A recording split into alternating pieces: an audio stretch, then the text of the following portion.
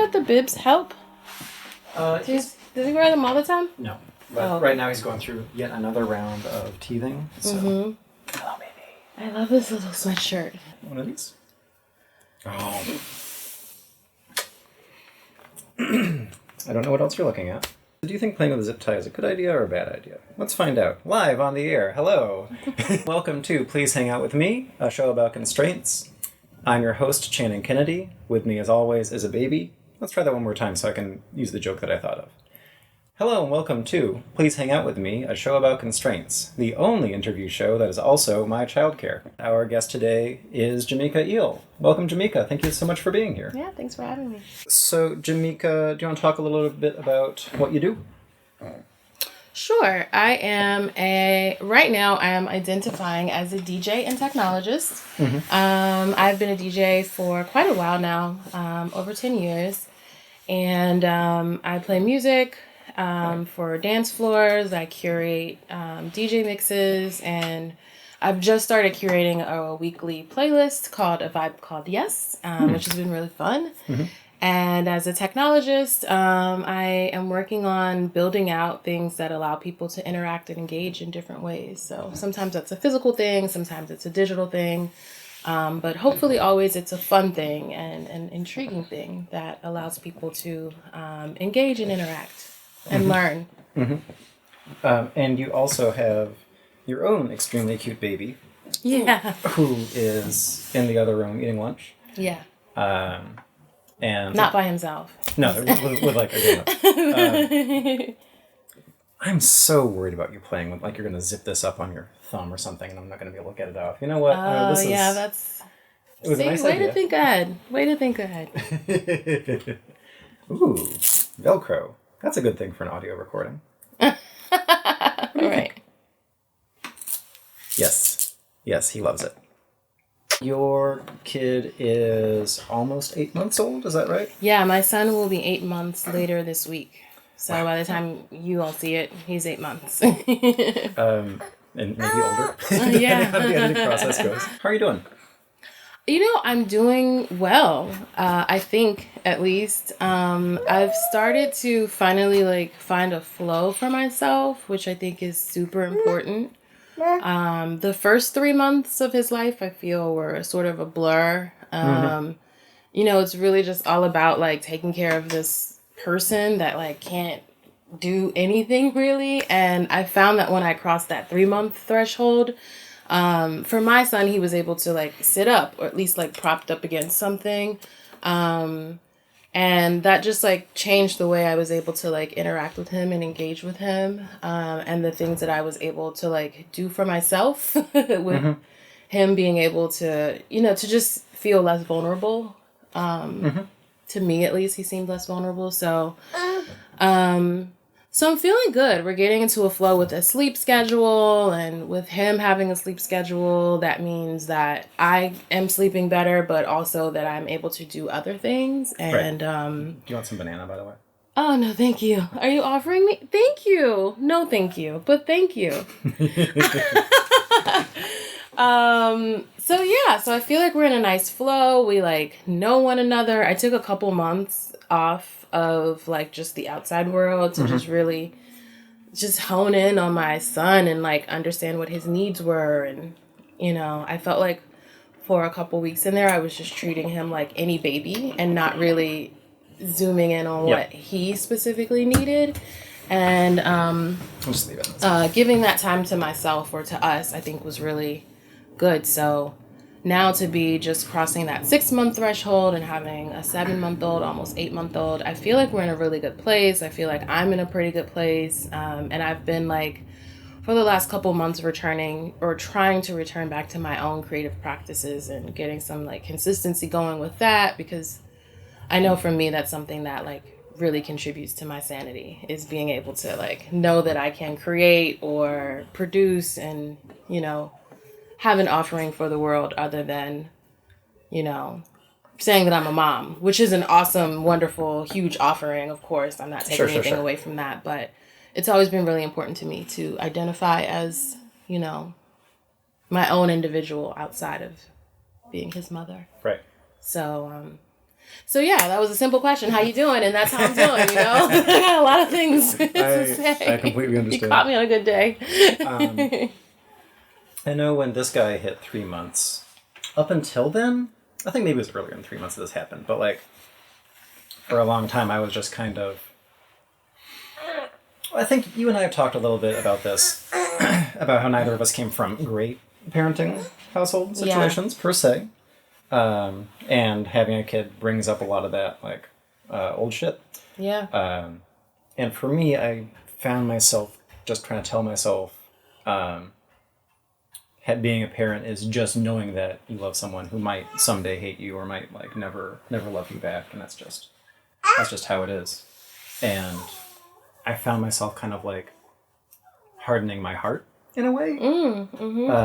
And then, like, around when we hit, like, 2 or 3 months, he started smiling, and then I was like, "Oh, the baby likes me," and all this like deep shit just went out the window. Do you want to hang out over here? Oh goodness, that's so awesome! What's up, buddy? Oh, you have another agenda. That's fine. Like, don't get your feelings into it with these kids, you know. Sydney, who's this? An elephant? Who's that? Tiger. A tiger? Who's this? Ooh, ooh. Sydney, who's this? You want to come over and talk to me? He does an elephant impression, but I don't know if I'll get him to do it. Okay. One project... Oh, there it is. Oh, you missed it. Sydney, who's this? Oh, sorry. Nope. Okay. I'll just have to watch the playback. One project that you worked on when you were, I believe, a fellow at BuzzFeed is an open source body camera. Yeah. Can you talk a little bit about how that project, like what the inspiration was for that project in the first place? I could say that Sandra Bland was, you know, one of the lives during that time that really impacted me. There's still a lot of mystery around her and her life and what happened to her under police custody, but you know, for background info, she is someone who, as far as we know, wasn't a police shooting. She was someone who was arrested for something completely a minor traffic incident, and then ended up being put in a cell, and then never came back out of the cell. And the police said it was a suicide, and it has not added up. And there's been no, as far as I know, like no justice in that case. Exactly. And so, you know, that was probably the police interaction and, you know, death by police or surrounding police. Mm-hmm.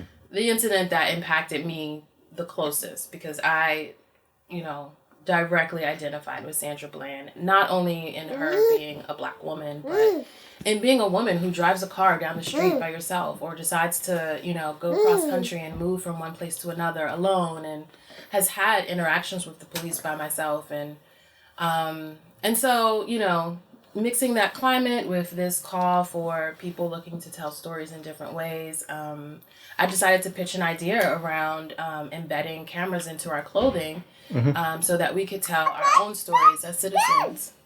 And the work was really initially around us, you know, being able to take, you know, old mobile phones that we had around the house or, you know, old baby monitors, things that you've outgrown as an individual or that your child has outgrown, and repurposing those things into, you know, body cameras and using that in apparel in some way.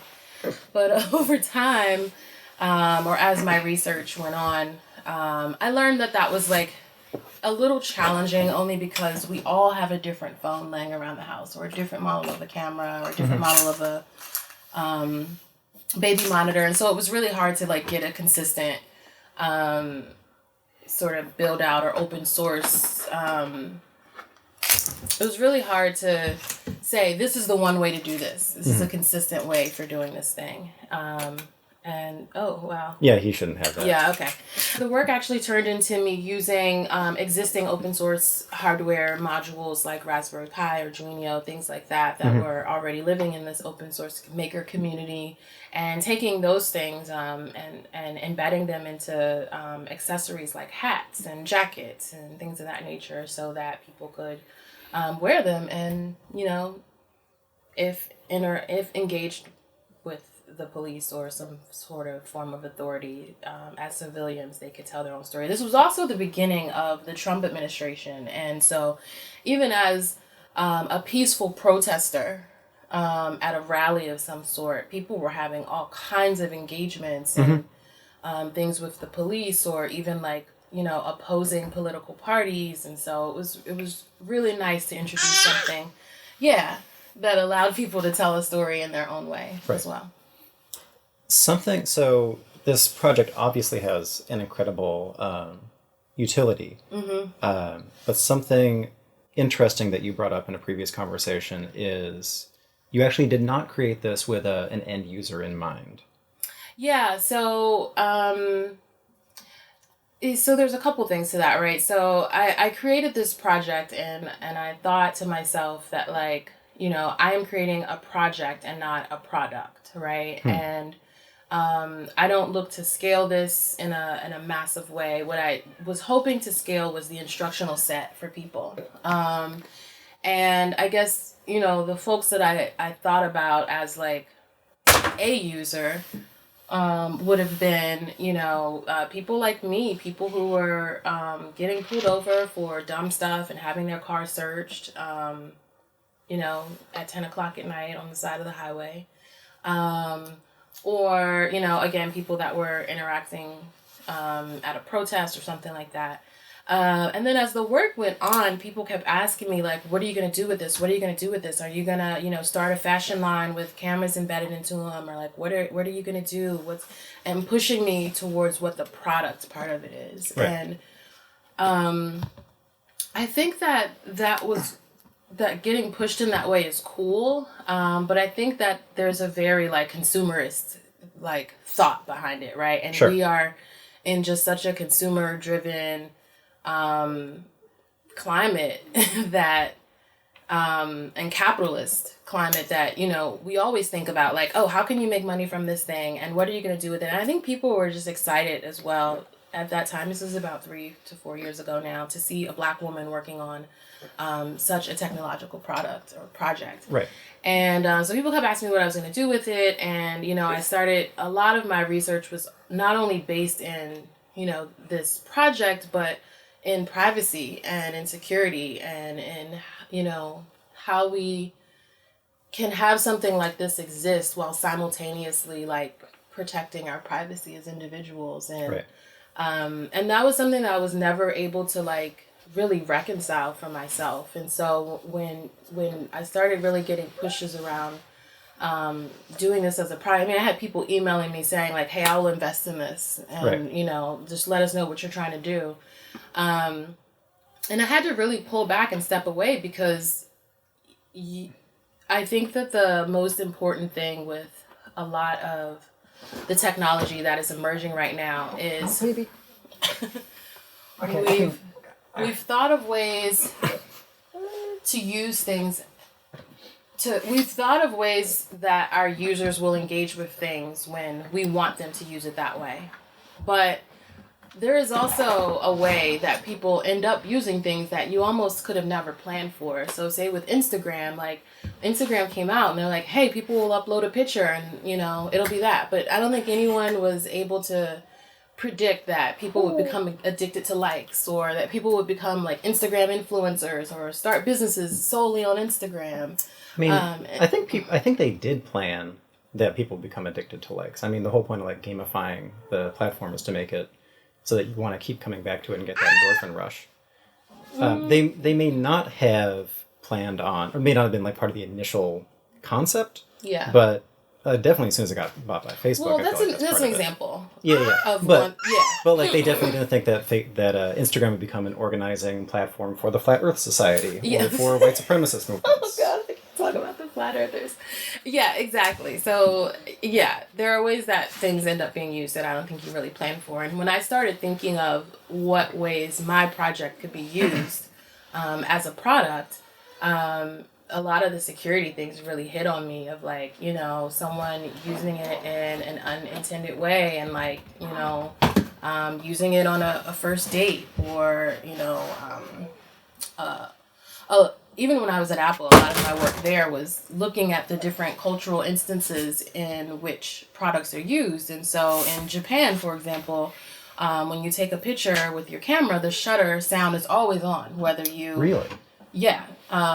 Whether you have it silenced or not. And that's because in that particular culture, there are some peeping Toms that kind of like take, these like weird photos of people's under people's skirts on the train. So I think that experience at Apple, like really, understanding how testing is done in different cultural instances helped me really start thinking of what are ways in which someone might use this in a different culture or just with a different intention in this culture here in America. So we also just saw like a worst case scenario of how a camera is used in New Zealand, where someone literally live streamed themselves committing a mass murder. Yeah.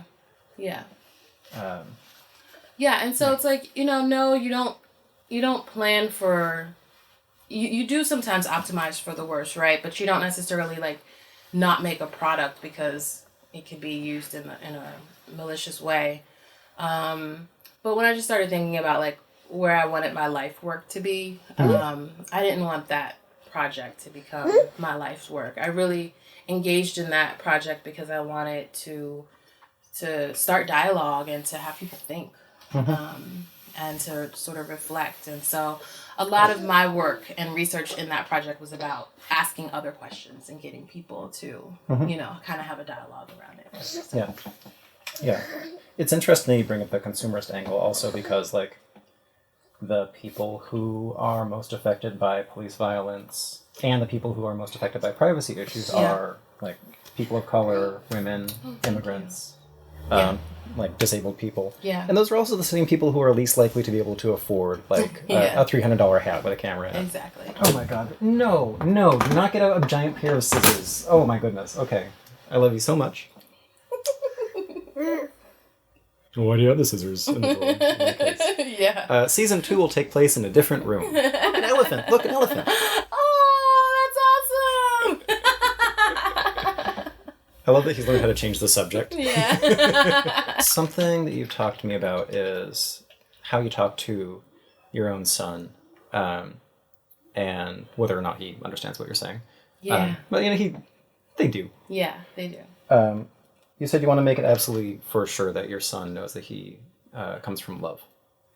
Yeah. I think in a previous conversation, you and I kind of got to that point because we talked about like sort of like, how you know you want to be a parent and when you know it's time to be a parent. And I don't think there's ever any like certain, like, boom, I am ready. For some people, I think it does happen that way. But for me, for a long time, I didn't see myself being a parent. And when I became pregnant with my son, I was like, I don't feel like I'm ready. But I do know that I really love my partner and that we have nurtured our relationship for a long time. And that became, for me, the bottom line was that I don't know if it's the right time or the right anything else, but I do know that my son is a product of love, and that is something that I've always wanted. I will always want him to know. And so when I talk to him, when I communicate with him, when I tell him that I love him, I tell him that, and your father loves you and I love your father. And like that is like sort of like this triangle that I always want him to understand that not only do I love him, but his other parent loves him and we love each other. And should there come a day where we're no longer together and no longer romantically involved, I think that the bottom line for us will always be still loving one another because we've produced this life and brought this life into one another and or into the world and having respect for each other for that space. So I think I will always be able to say that to my son, regardless of whether my partner and I are still together or not. Sure. But I always want him to know that triangle that, boop, I love you. He loves you and we love each other. And I hope that just staying grounded in that is something that will really produce a healthy person, that if he knows that for all of his life, So yeah, that's where that came That's from. super beautiful. Thank you. Thanks. And I love you. Did you know that? Let me think if I got one more good juicy question for you. What's up, baby? Oops. I can take this. Okay, so one more question about technology. Yeah. What do you see as like the big political threats that technology poses to your son and thus to you as a parent and extension? I mean, that's a great question.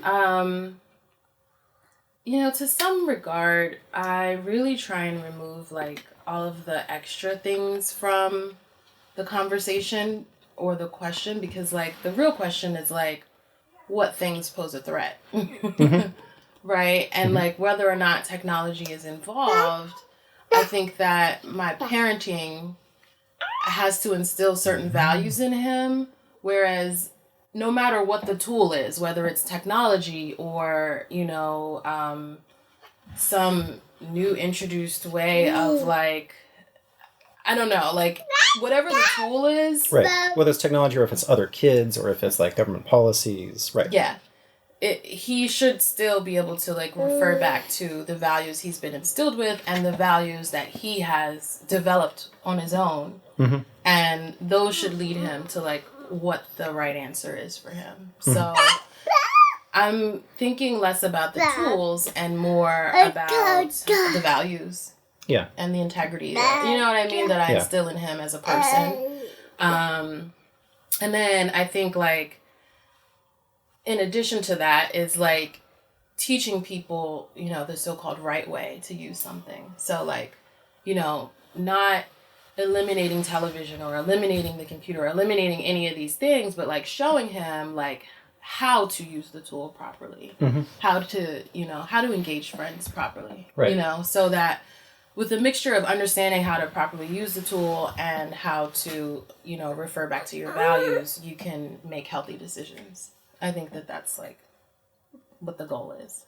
Do you think that there is, like, you and I are both very fortunate that we're able to spend so much time with our respective kids. Yeah. Do you think there's an economic disparity in how people are able to like literally instill values in their kids? Absolutely.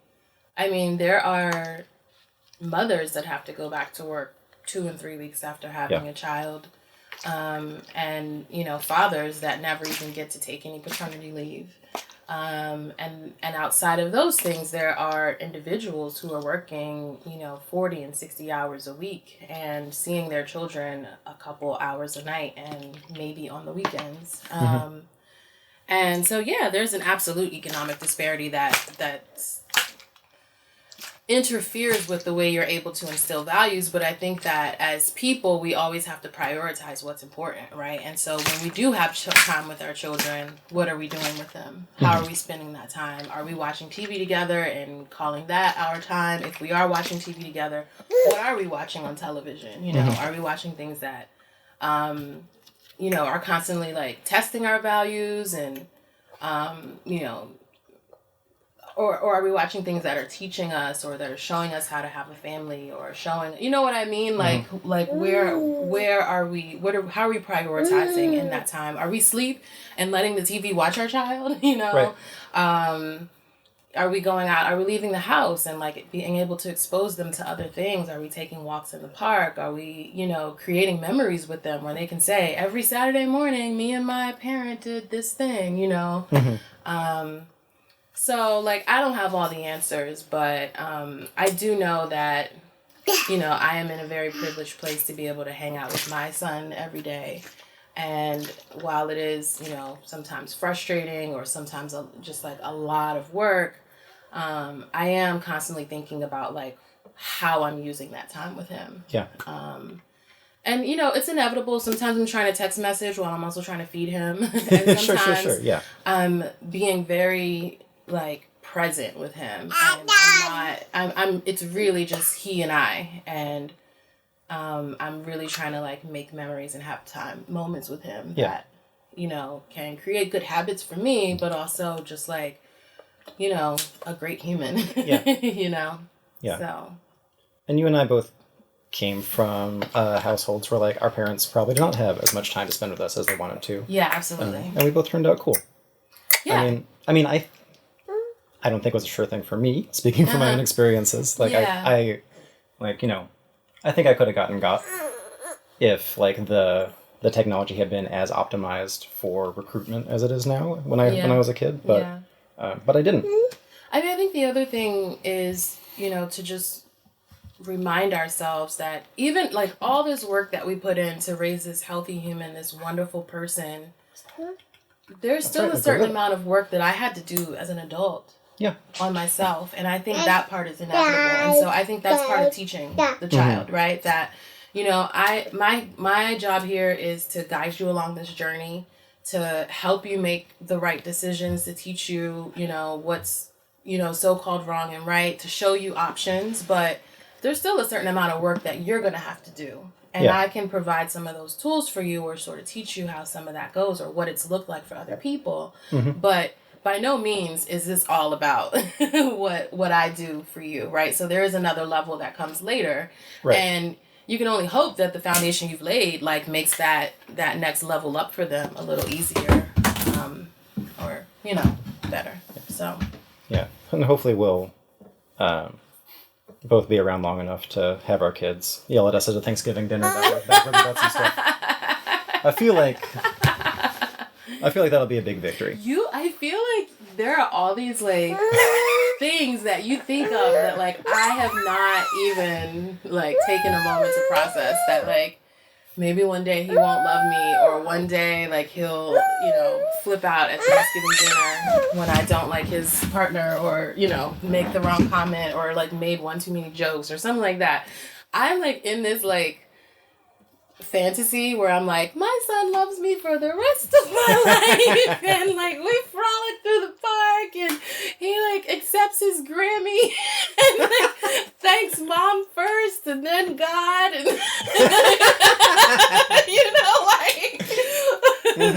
so yeah, I'm gonna try not to let some of the thoughts in, but I'm gonna, like, start, like,